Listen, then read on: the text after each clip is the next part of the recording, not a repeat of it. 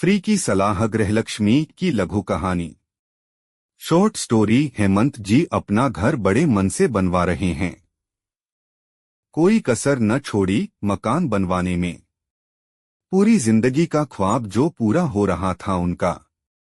बचपन से ही पुराने मकान में रहते हुए जिंदगी गुजर गई। अब अपने घर का सपना पूरा हो रहा था। सारा दिन मकान बनवाने की भागा दौड़ी में ही लगे रहते। पैसा भी अपने बजट से ज्यादा ही लगाया। जैसे जैसे मकान पूरा होता जा रहा था उनके मन में और परिवार में खुशियां भी फैल रही थी। अपने घर का सपना किसको अच्छा नहीं लगता भला। एक दिन जयपुर से उनके पिताजी के मित्र आए। उनके मकान पर निर्माण कार्य चल रहा था। जयपुर वाले सुभाष चाचा जी बनता हुआ मकान देखने के लिए आ गए। मकान को देखते ही सबसे पहले तो अरे इतना छोटा सा बनाया है, बस एरिया भी पास नहीं लग रहा।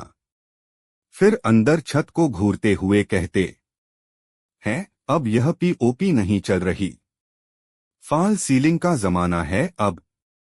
मेरी कोठी का इंटीरियर देखना, पूरा 1 करोड़ लगवाकर बनवाया है। 4 करोड़ में तैयार हुई है पूरी बिल्डिंग और अपनी बढ़ाई मारते रहे।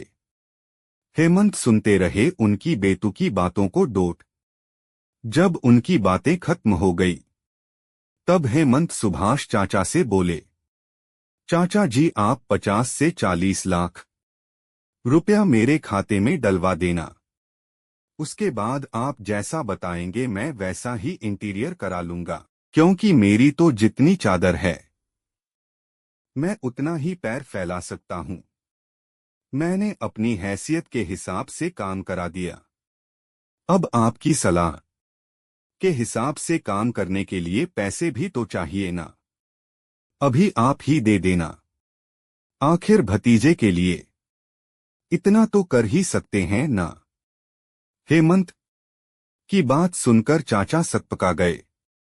अरे कैसी बात कर रहे हो तुम? चाचा बोले इसमें गलत क्या है? बिना मांगे सलाह देना तो बहुत आसान है, सहायता करना कठिन। आप जब इतनी कानून पढ़ ही रहे हो तो थोड़ी सी सहायता भी कर दो। मेरा मकान आपकी पसंद का ही बन जाएगा और जब आपका मन करे तो रहने भी आ जाना। अरे मुझे कुछ जरूरी काम है। ऐसा कहकर जयपुर वाले चाचा जल्दी जल्दी रफा दफा हो गए।